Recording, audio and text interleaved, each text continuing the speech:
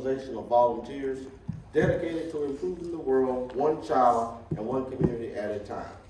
Our Pledge of Allegiance will be led by George Hiller, followed by the patriotic song by Miss Catherine Nagy, and followed by the invocation by Wendy Carter in that order. I pledge allegiance to the flag of the United States of America and to the republic for which it stands, one nation, under God, indivisible, with liberty and justice for all. Our country Tis of thee, sweet land of liberty, of thee I sing.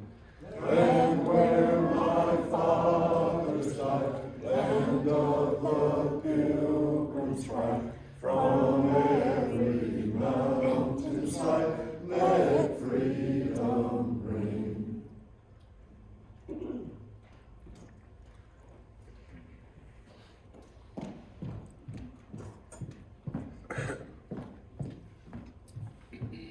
Good afternoon. Is this the one? Can y'all hear me? Yep. Last Thursday, the Arkansas County had a pretty big fundraiser at Rubicon Farm. It was called We Heart the Ark. And the main feature of the evening was a wonderful performance by our Joyful Noise Choir. And I was so moved by the closing song by one of our members, DeJounte Thomas. I'm hoping that we can get the video of him singing this up on our website. But he sang a song called The Prayer, which probably a lot of you are familiar with. It was written by David Foster and Carol Bayer Sager, and performed most famously by Celine Dion and one of my favorites, Andrea Bocelli.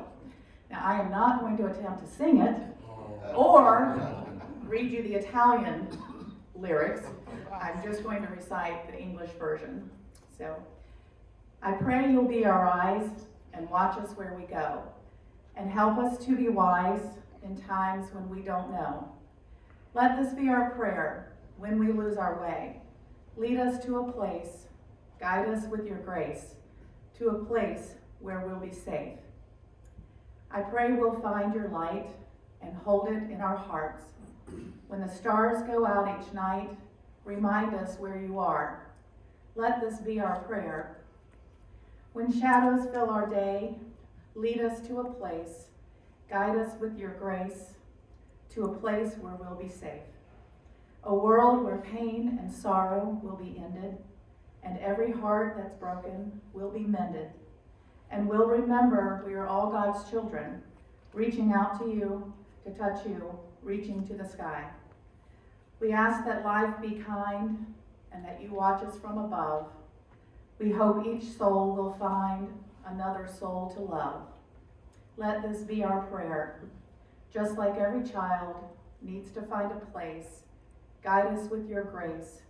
Give us faith so we'll be safe. And now, thank you for this food you have put before us. Please bless it to our nourishment and us to thy service. Amen. Amen. Please be seated.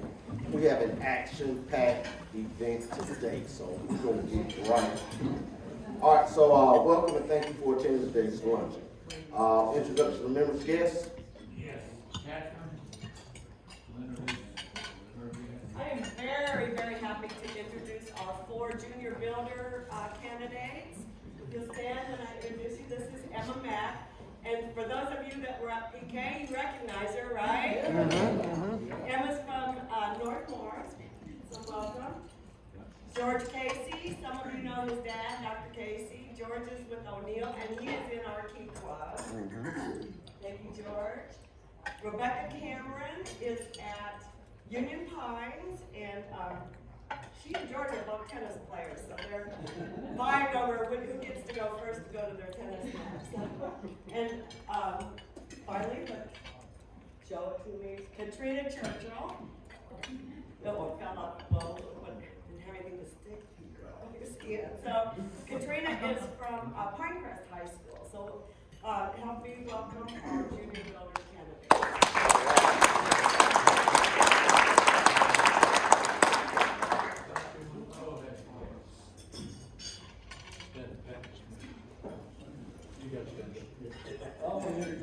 Pat Henderson. Dr. Henderson now, I ain't known him very long. He joined me in Christ, by her service in 1971. And I don't know how he stayed it, but he stayed to me, he stuck with me until I retired in 2001. So for that time, I'm very appreciative, but I'm even more appreciative of the fact that he remained my very good friend for over these 50 years. So, that.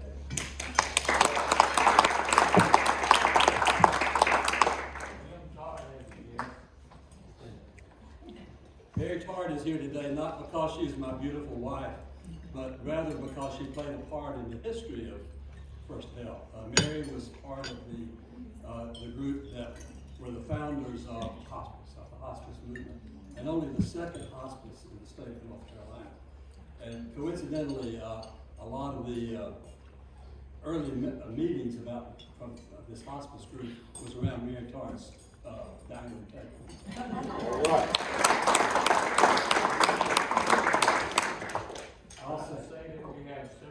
I also have one more. I have one more. Another guest I have is Mickey Foster. Okay. Will the FirstHealth visitors please stand? We're so proud of you.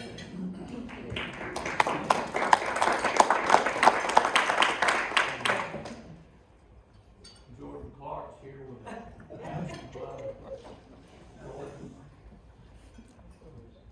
My daughter Jordan is visiting from the Action Club. It's been a little while now that you know her.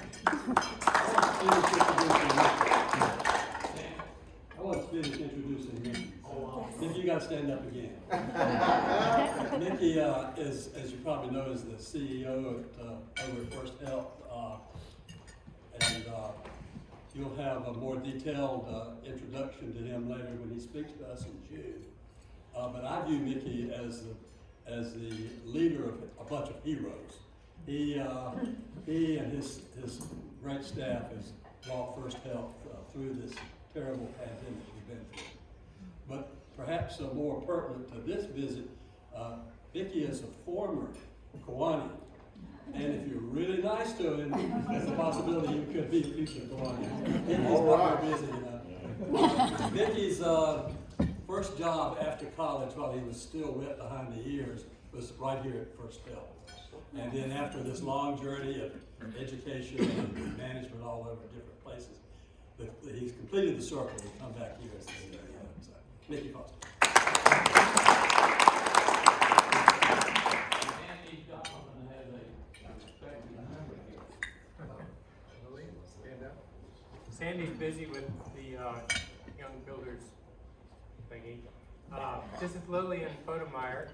Lillian is joining the club, and hope each of you let her know how much you appreciate it. Welcome.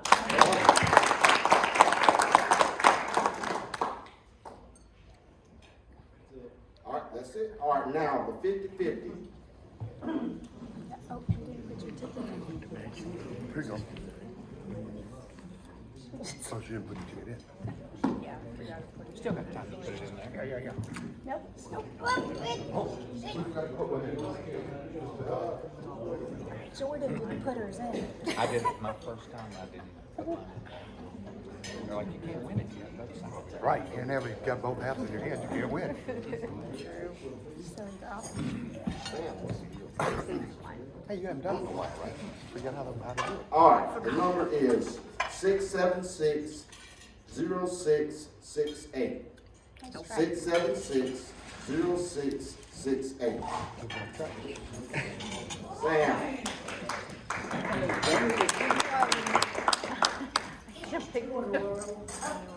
Which is really scary. I usually don't get something like really long.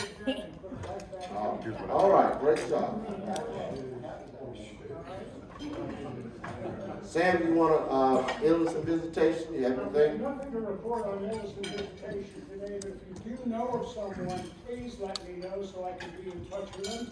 And as soon as the meeting's over, we'd all like to gather around and lay hands on Mrs. Clark. All right. Become a Kiwanis once again. Yeah. Thank you. All right, now birthdays. This is winding up except for April. So Percy Smith, his birthday is the 27th of April. Is he here? He's at the beach. Okay, and Dr. Bob, your birthday is the 28th, and he is here. I did see him. Yes. There he is. So we get to say happy birthday. So on the count of 3. 1, 2, 3. Happy birthday to you. Happy birthday to you. Happy birthday, dear Bob.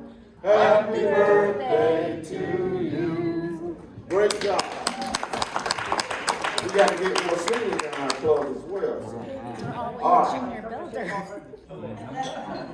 All right, so announcements. Okay, so we'll start off with Curtis first. All right, I have 2 announcements. I talked to Charlie Carlton this week.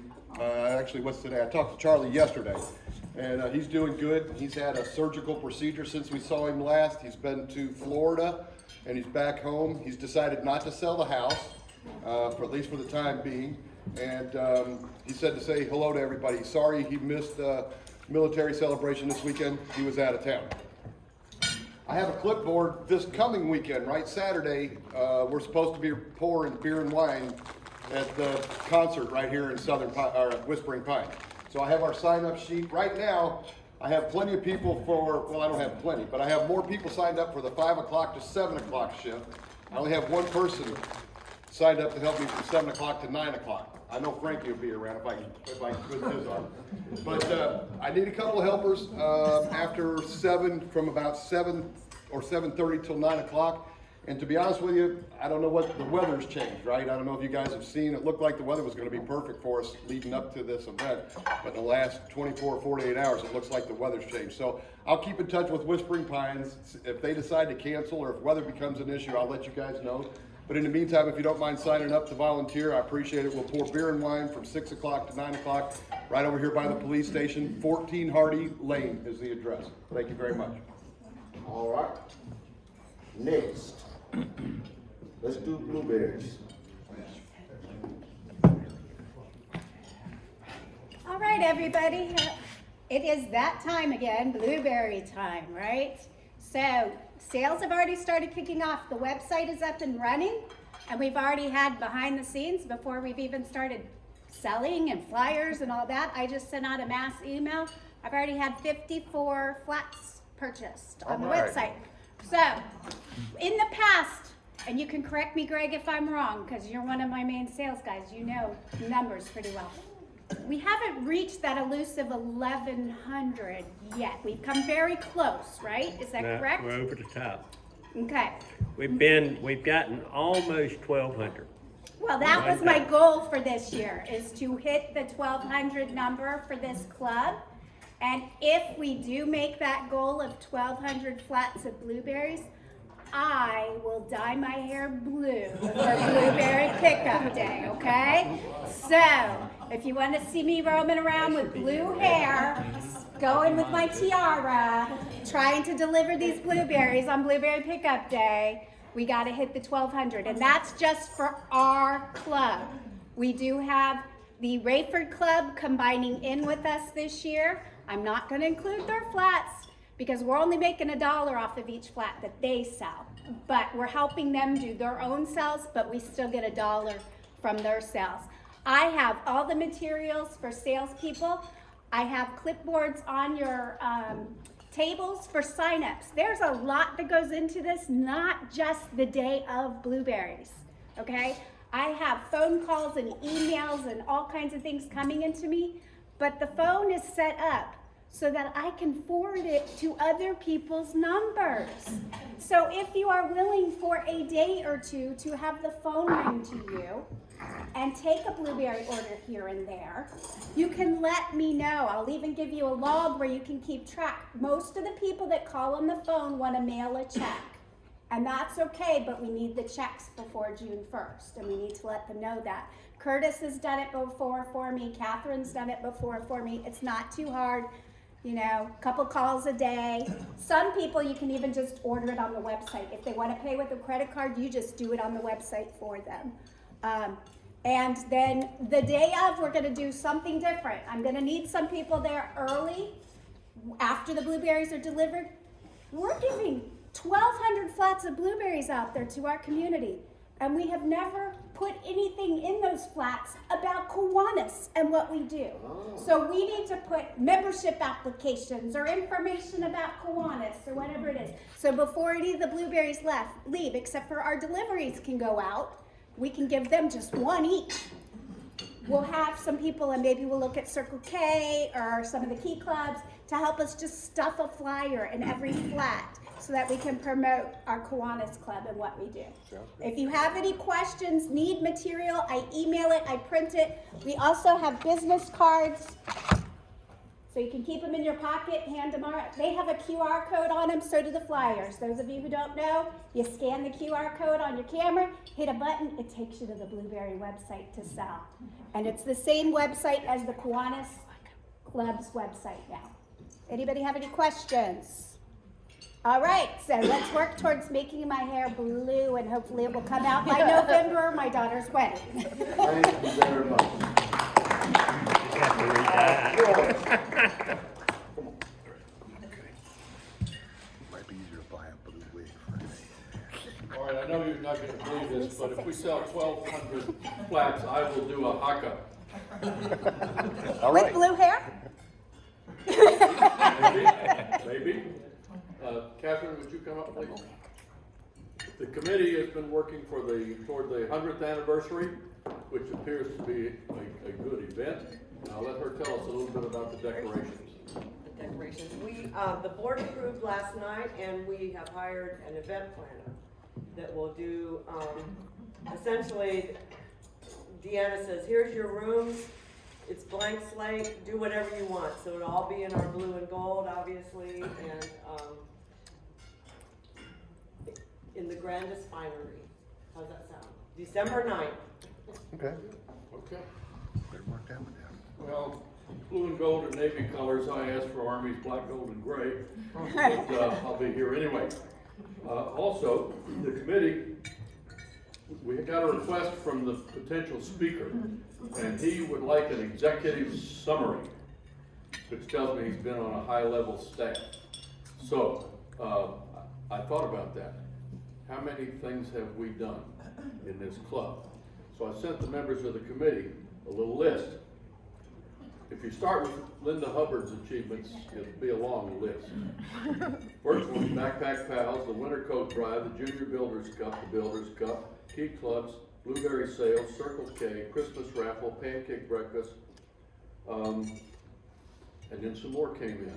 Military Child, Live After 5, Whispering Pines Concert and Fireworks, Blueberry Sales, Oktoberfest, Christmas Raffle, K-Kids, McDeeds Creek Elementary, Carthage Elementary, Sand Hills Farm Life Elementary, Pinehurst Elementary Leadership Programs, West Pine, Cranes Creek Middle School, O'Neill High School, Pine Crest, Circle K, Sand Hills Action Club, donations to Head Start, Food Bank, Backpack Pals, Aberdeen Parks and Rec, Pinehurst Parks and Rec, and then I ran out of space. So they're still coming in. So my executive summary for this guy is going to be maybe a little lengthy, but I'm going to let him know it's coming. So if you have, if I've left anything off, feel free to send it to me or to Catherine, and we will make sure we haven't left anything off when it comes time for the event. We don't want to leave anything out. So thank you. I have some happy bucks. Okay. The list is started. Okay. In October, we promised to be more transparent from the board, so I'm Melanie. She's actually doing her last budget of her life for Sand Hills Children's Center. So I'll do a briefing on our board meeting last night. We currently have 100 club members in our club. Our operating and project accounts are very healthy, primarily due to better than expected fundraising events during the pandemic with no expenses.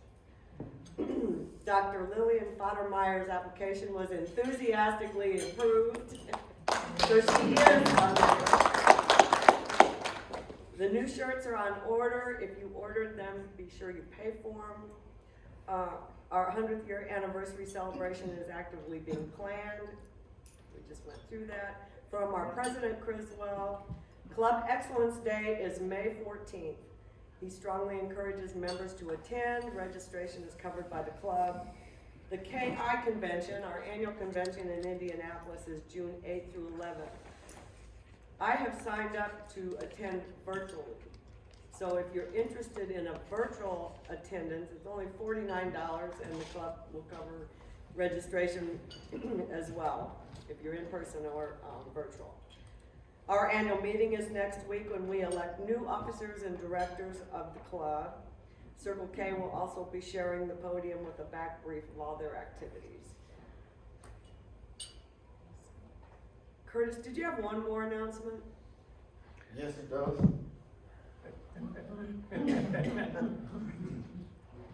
What? I don't remember what Our it is. district lieutenant governor position has a candidate in.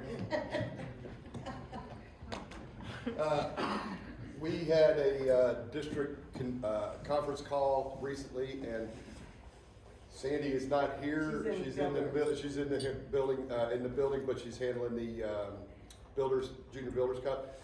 So Sandy Donovan was elected Division 10 Lieutenant Governor for year 2022-2023. So I found a successor to replace me, and I couldn't be happier because it's Sandy. We've already been to Sanford, introduced her to the club members up there, and we'll start making our meetings, but I was very happy that Sandy took on the responsibility. And our upcoming events, of course, are the concert this Saturday. Live After 5 is May 13th, where we'll be schlepping adult beverages in and our blueberry sales. Thank you. Thank you very much. Okay, so real quick, good news. Good news is, first of all, the PK Music Festival was outstanding. Yes, it was. We even had a private concert by Anita Appenfeld and Rose, so that was outstanding. If you were there and have comments, please email the comments or recommendations or anything to Catherine. Second of all, Military Child Celebration. Great event, we had a lot of coins come out. If you were there and have comments or anything you want to add, please send those emails to me, okay? That's all I have. All right, Frank, you're up. Thank you, Mr. President. And I want to put $1 in here for gratitude that God's given me the opportunity today to introduce two legends of Moore County medical history. And I've had the pleasure of knowing these doctors for years. And with us today, sitting at the same table, is two more legends, Dr. Kilpatrick and Dr. Henderson, who were both good tennis players in their day and time as well. Very good. But anyway, what an honor. If you would, Jim, John, everybody here knows Jim Tart and John Monroe. So as they always say, they don't need an introduction. First time in life for me, it's true. These gentlemen do not. And we owe a great gratitude to both of them. And like I said, I knew Jim. He helped me when I had a heart issue years ago. Thank you. And I found out I had one. And Dr. Monroe with my daughters helped years ago with their ear issues. But one other outstanding factor here today, and this is not a basketball contest, but we have a UNC graduate, John Monroe, and we have a Duke graduate in Jim Tart. So I'll let them decide who's going first. We won't have a toss-up of the ball. But thank you guys for speaking today, and they're going to tell us the history of Moore Memorial. Is that right? Is that the name of it? Moore Memorial Hospital, today being FirstHealth.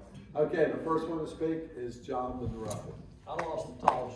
I'm gonna pass some little handouts down this way. Y'all pass them out too. We've got one to the other end of the room too. So.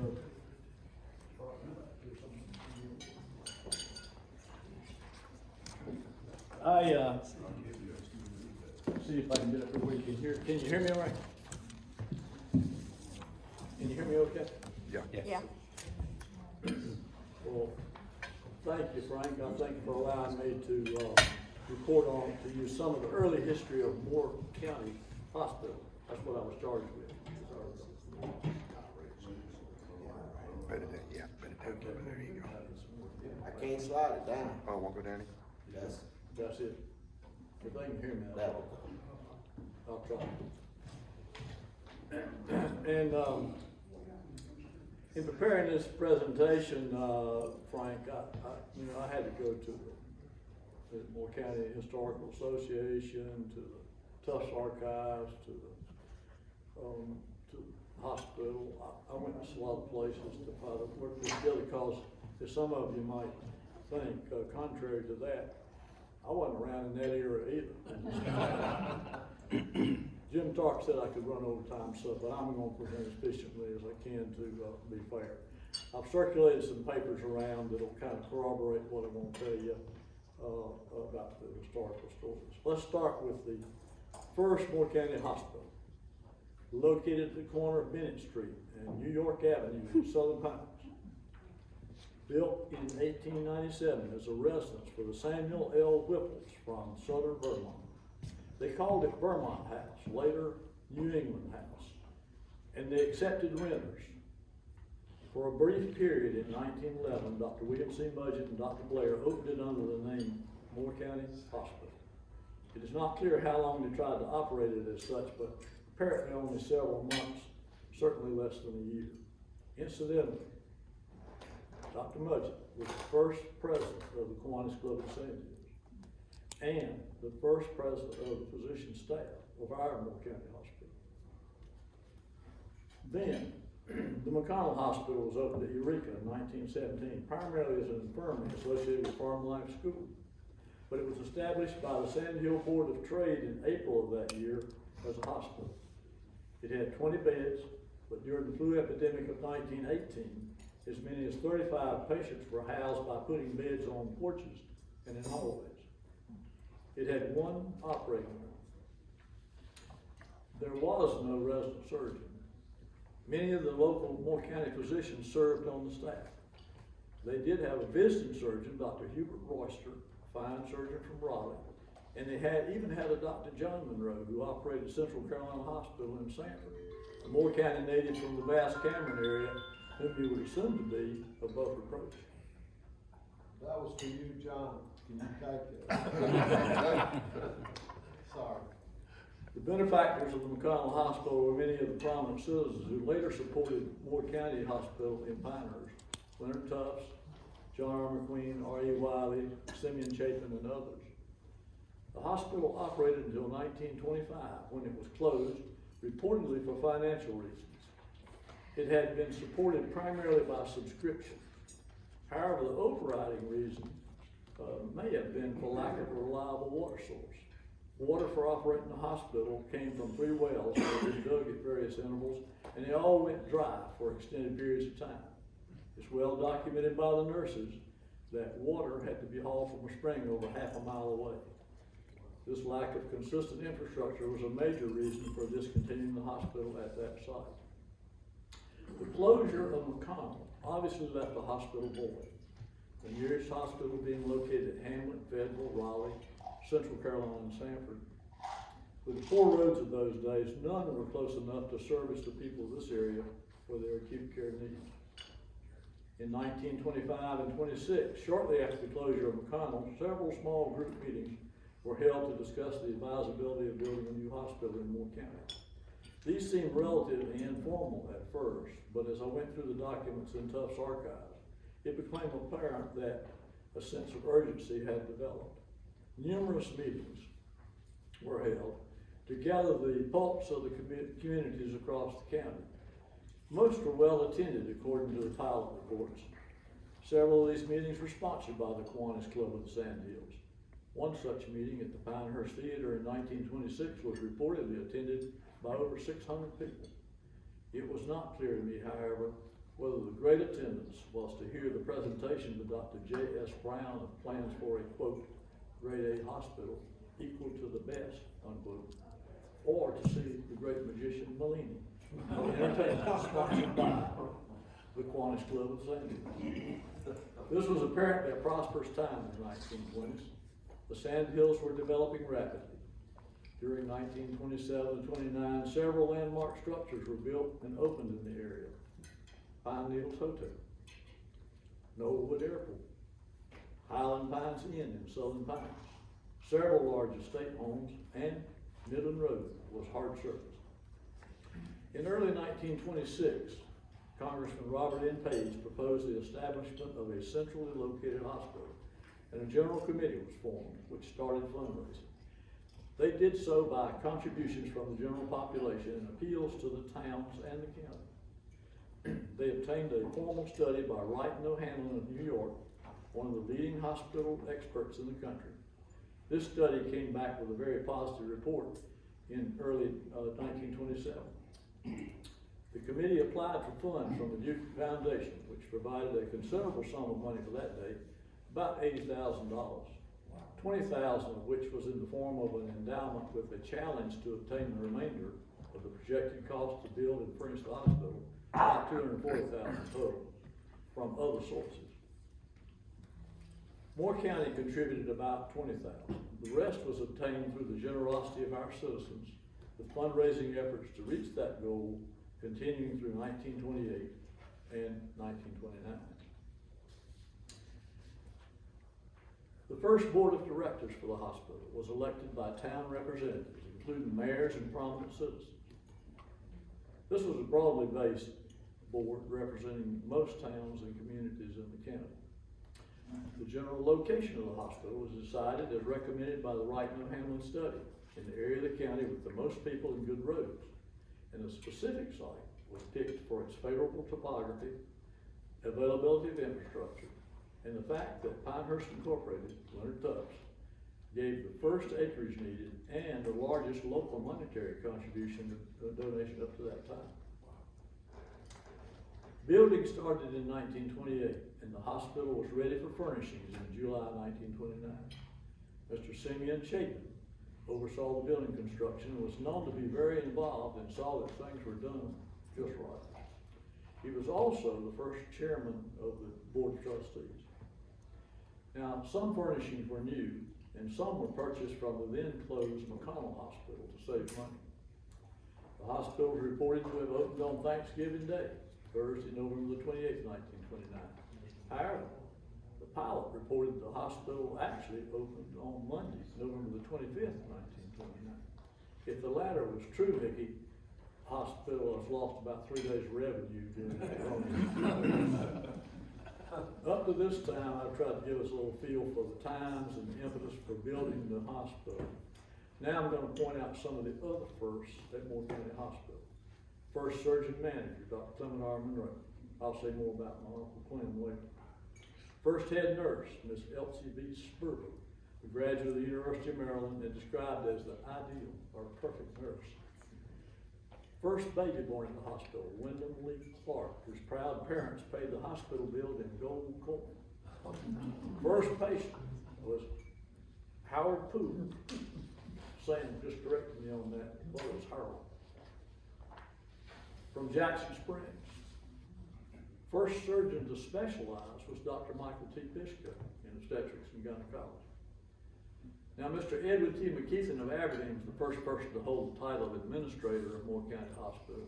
He joined the staff in 1931 and served in that position until 1952. Our first radiologist, Dr. Harold A. Peck, joined the Moore County staff in 1948. Up to that time, the doctors read their own x-rays and did their own radiographic procedures. I became deeply indebted to him. He taught me how to stereo x-rays with the naked eye, kind of a primitive form of 3D. And when I went back to the medical school after that, they thought I was quite the prodigy there for a while. Our first anesthesiologist is Dr. Charles J. Hartson. He was a graduate of UNC Chapel Hill and then Duke University Medical School. He joined the Moore County Hospital staff in 1963, where he served until his retirement.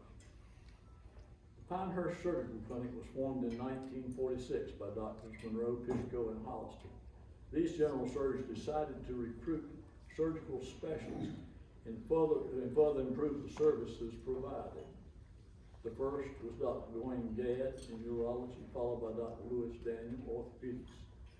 Dr. Will Stahl in thoracic surgery, and I came back here as the first ENT head and neck surgeon in 1969. Now I want to reflect on some of the early history of our first surgeon superintendent during my remaining time. Dr. Clement R. Monroe was born at home on a sawmill site on Jacobs Branch in Currysville community, now McClendon Hills, December 22nd, 1898, and graduated from Biscoe High School, one of the first state-supported public high schools in North Carolina. He received his A.B. degree from UNC Chapel Hill and completed his first 2 years of medical school there. He completed his M.D. degree at the University of Maryland in Baltimore. He interned and did his general surgery residency there and became assistant to the chief of orthopedics, Dr. Taylor. When Dr. Taylor died, Uncle Clem became the acting head of the department and superintendent of Kernan's Crippled Children's Hospital. In 1929, he received a letter from his good friend, Congressman Robert N. Page, suggesting he might like to look at the new Moore County Hospital. He came down, interviewed, and was offered the job of resident surgeon, superintendent of Moore County Hospital. Now, stock market crash at the onset of the Great Depression was in the fall of 1929, as you know. This led to early financial hardships faced by the hospital since operating capital was meager. Austerity measures were necessary. Patients often paid with what they had, $1 or $2.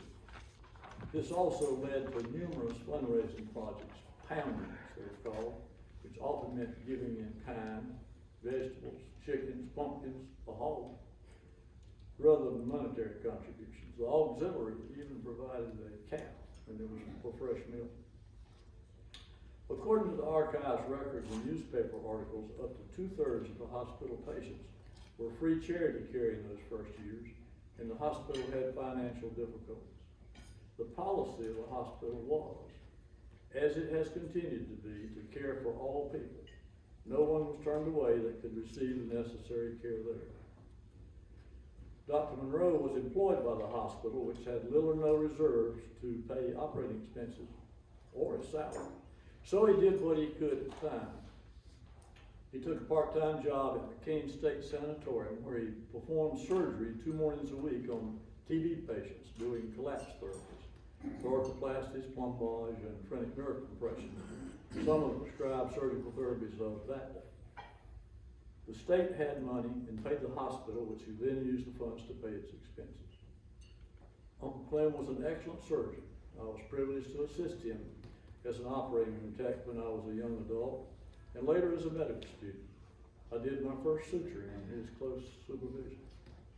His bedside patient relations were outstanding, very compelling. He was kind, compassionate, and developed a close professional and often personal bond with his patients. He had several characteristics that endeared him to his patients. On rounds, he'd sit at the foot of their bed and ask about their family or some incident of common interest. He often would be heard whistling his favorite tune, Philandia, hymn, Be Still My Soul, while on rounds, and patients often told me that hearing him come down the hall whistling that tune was very calming, reassuring, gave them confidence in their doctor, and a feeling that everything would be all right. He would visit some of his elderly patients in their homes, and he always carried a pedicure kit.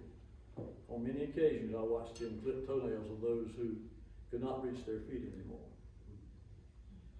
Dr. Monroe encouraged a feeling of community ownership and pride in the hospital. With his gentlemanly personality, he easily developed deep, loyal friendships with various people such as Arnold Jackson, General R. White, Sam Allen, and George Maurice. His relationship with generous people such as these helped complete 4 or more major hospital building programs during his medical career from 1929 to 1975. His hobbies included outdoor projects, working at his cabin on his Nicks Creek farm, exercising one of Mr. Frank Safford's trotter horses at Pinehurst Track in the early morning, and beekeeping.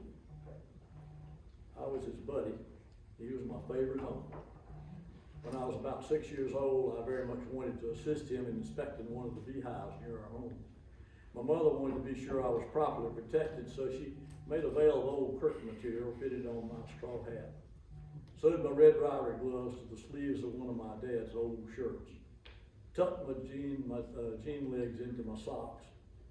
And in this attire, I seemed completely protected. I approached the hive with bees flying all around. he was smoking the hive to sedate the bees for a look inside. The only thing we'd forgotten to do was tuck in my shirt tail. Several bees got inside my shirt and stung me. I was trying to escape by running around the yard, and he was trying to catch me to remove the bees. He finally did so, but I was so acutely impressed that I would not go near a beehive. Now I want to close with the last offer of Dr. C.R. Bruce Warlick was Uncle Clem's dentist and good friend, labeled this as his prayer, and I'll share it with you. Dear Lord above, look down in love on this here skippered ham. Send us some meats that's fit to eat, because this ain't worth a damn. Jim, it's all yours.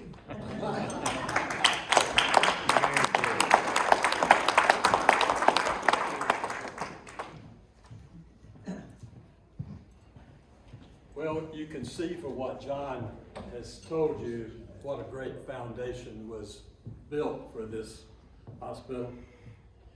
So I'm going to talk to you a little bit about how the next generation built upon that foundation, but we'll be forever indebted to those names like Monroe and Hollister and Fishko, Hyatt, McMillan, Stuber, and others, because of what the foundation they built so that the next generation could come along. I had a front row seat to the development of the cardiac program, so I'm going to kind of tell you the story of that. Maybe some things you won't find in the history books. Some of those founders were also good Kiwanians. You'll see that relationship between Kiwanis and what was to become FirstHealth was there all along and has continued to be intertwined, even to this day. Dr. Hollister and Dr. McMillan in particular were leaders in this Kiwanis Club, and they're the ones that recruited me, so you can blame them for that. Of course, no one could accomplish what needed to be done all by themselves. So as John was talking about, there was a strong partnership between physicians and administrators and the community at large. Early on, it was the Ladies Auxiliary, Hospital Auxiliary, that provided a lot of the funds for this development. There was that great hospital ball that was every year. And now that function has been very ably taken over by the foundation. A very diverse group of hospital board members over the years, and a lot of community support. In the early days, in the 1960s of this new generation, the surgical clinic in their wisdom had decided that they wanted to begin this process of moving into the area of chest surgery. One of the general surgeons on the staff at that time was Dr. Charles Phillips, also a Kiwanian. Charlie was a native of Moore County and had received part of his education at Northwestern University in Chicago. So one of his visits, alumni visits back to Chicago, he encountered this young cardiothoracic surgeon by the name of Wilson Staub and began the recruiting process to eventually bring Dr. Staub here. Recently I talked to Will's widow, Jan, and she was telling me the story about, they didn't know where Pinehurst was, they were in Chicago, but they did agree to come down for an interview, and Jan says, as they left Chicago in a howling April snowstorm, they arrived in Pinehurst where the dogwood trees were blooming and the azaleas were budding out. So I think that made their decision pretty easy. So Will came and started the chest surgery program. Shortly after that, Duke University came into play. They appointed Will to their adjunct faculty so that he could supervise their training program at McCain Hospital. McCain, as John said, had been a tuberculosis hospital back in the day, but as tuberculosis became more treatable, those kind of patients did not require hospitalization. So McCain Hospital is between here and Rayford, probably most of you are aware of that.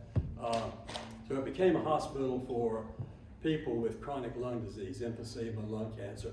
So it was a fertile soil for the Duke residents, the thoracic surgery residents, to rotate through and gain experience. And we'll supervise that.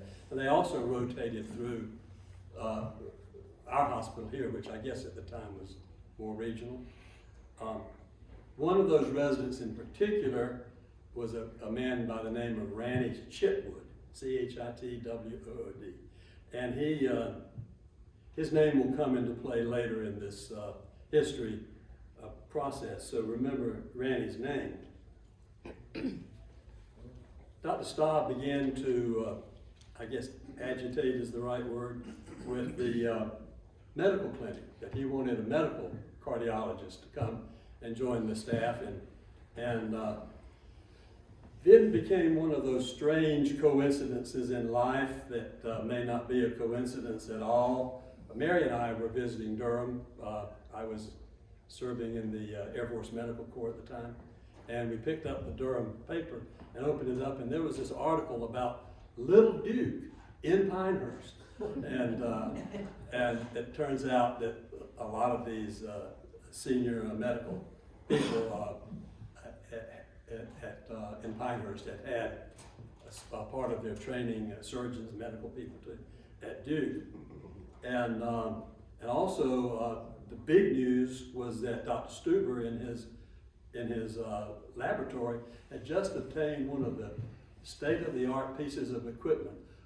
He actually had an analyzer, an auto analyzer that would analyze 12 blood chemistry studies all at the same time. In 1969 or 70, that was big news, and not many community hospitals had that kind of equipment. So Mary and I were intrigued, and we did follow that lead and joined the Pinehurst Medical Clinic.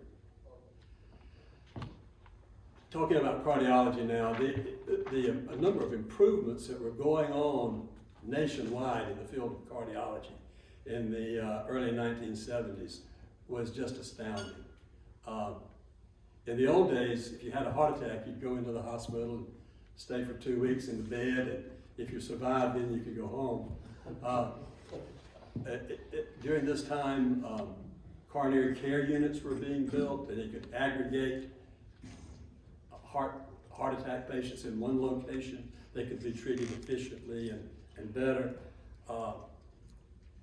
Many surgical advances were being made. Coronary bypass surgery was being perfected. They were learning how to do better cardiac catheterizations with coronary angiograms. New medications were astounding. We had the onset of beta blockers, which were revolutionary in treating cardiac patients. Drugs like statins for cholesterol, angiotensin blockers for blood pressure. Probably at least half of this audience are taking those drugs nowadays.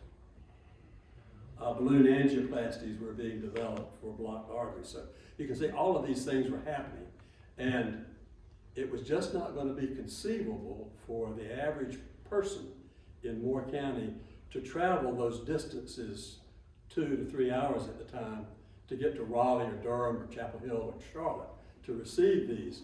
So we were audacious enough to believe that that kind of thing could be done in a small community hospital like this. There was a lot of naysayers at the time, because to our knowledge, this had never been done in a hospital of this size in a town this small. But thank goodness for this long tradition of insightful leaders, administrative leaders we've had. Remember the name of Crenshaw Thompson at the time. Crenshaw was our administrator, and he had the wisdom to have his people look at the feasibility of doing that. He found that he could really benefit a lot of people. But what really impressed Crenshaw Thompson was that this could be a profit center. And being a good administrator, that attracted his attention. Of course, you could not just up and start a program like that on your own volition. There was this thing called the Certificate of Need. You were required, before you could do these procedures, to have a Certificate of Need in the state of North Carolina. Lo and behold, North Carolina was going to only allow one Certificate of Need for the entire southeastern part of the state. And so we embarked upon that effort. First step, you had to prove that there was a need. There's not really going to be much doubt about that, because all over the nation, southeastern North Carolina is recognized as a stroke belt, heart attack belt. It has one of the highest incidences of heart and vascular disease in the whole nation. So it was easy to prove the need. But that demographic study was done by a group out of Arizona that came in and turned out to be one of my medical school classmates who was head of that group. With that kind of data in hand, you'd think it would be easy to present this to the folks in Raleigh, and they would agree to give us a certificate of need. But up until that point, this data was proprietary and was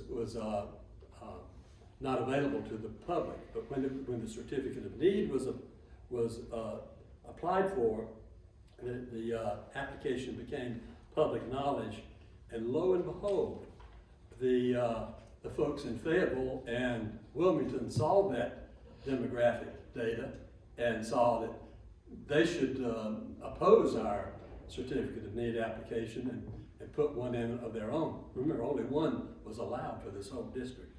So thereby began a long series, months and months of meetings and dialogues and all kinds of consternation about how this would develop. I need to bring you the name of one assistant administrator by the name of Bert Legg, who was instrumental in representing Moore Regional Hospital. He deserves mention because Bert was a resident of Whispering Pines and an Army veteran. If you knew Bert, he was persistent and relentless in dealing with these bureaucrats in Raleigh. We call him our bulldog. But still, the conflicts went on. We were fortunate to have public support for this. Another prominent Kiwanian at the time was Sam Reagan. Sam was the editor and publisher of the pilot, and he was also the poet laureate of the state of North Carolina, so he was well regarded all over the state.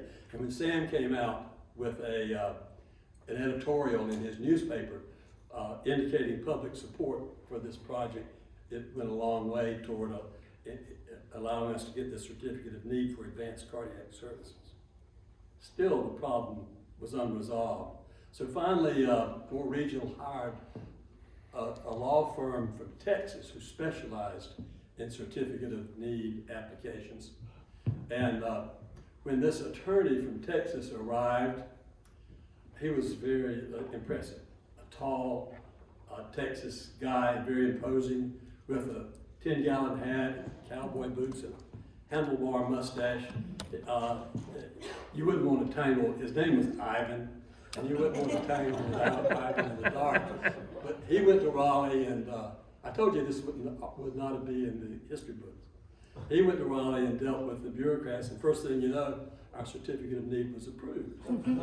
At the same time, they changed their rules and gave certificate of needs also to Wilmington and Fayetteville.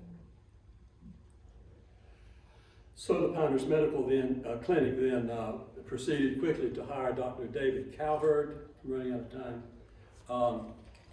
David was a star training person at the University of Miami with strong ties to the state of North Carolina. And he came and performed the first cardiac catheterization in December of 1987. Thanks also to a radiologist by the name of John Lena. John Lena had developed a state-of-the-art radiographic laboratory where special procedures could be done, and he shared his space with Dr. Calvert to allow us to get started with the cardiac catheterization program before these other cities, at least until a dedicated cardiac cath lab could be performed. I told you that this Duke resident, Randy Chitwood, would resurface later in this process, and indeed he did. By that time, Randy had become quite successful and had become chairman of the Department of Cardiothoracic Surgery at the University of Kentucky. And it so happened that his star chief resident was a man named Dr. John Cranert, name you may have heard, and Dr. Staub and Dr. Chitwood persuaded John to come here, join the Pinehurst Surgical Clinic, and perform the first coronary bypass surgery procedure in September 1990. Shortly after that, with surgical backup, Dr. Calvert was able to perform the first balloon angioplasty in 2011.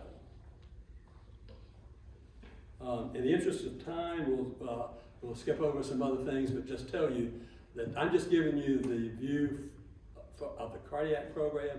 Those same kind of advances we're going forward in OBGYN and orthopedics and ENT and all of these other specialties too. FirstHealth was more regional. I keep trying to call it FirstHealth, but this time it was still more regional. Was also making advances administratively, making arrangements to purchase other hospitals in the surrounding regions, developing state-of-the-art hospital-based fitness centers, which were not being done anywhere else, and urgent care clinics all over the region. So by 1995, the facility's name was changed to FirstHealth of the Carolinas to acknowledge these kind of advances. We want to mention also during that time the visionary leadership of our CEOs, Charles Frock and David Kolarski. So now the vision lives on, and the future looks good. We're now in the capable hands of our guest today, Nikki Foster, and Nikki will be here in June to tell us the rest of the story. Thank you. We'll give a standing ovation.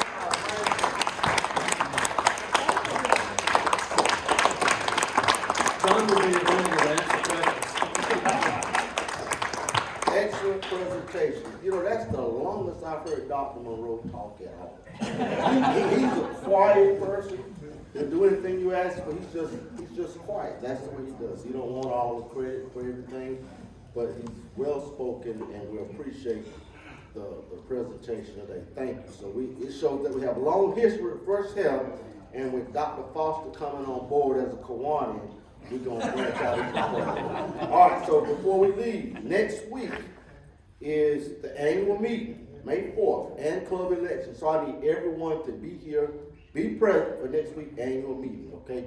You do not want to miss this, I guarantee it. All right, anybody have any questions for the good group? Thank you for attending today. Yeah, all right.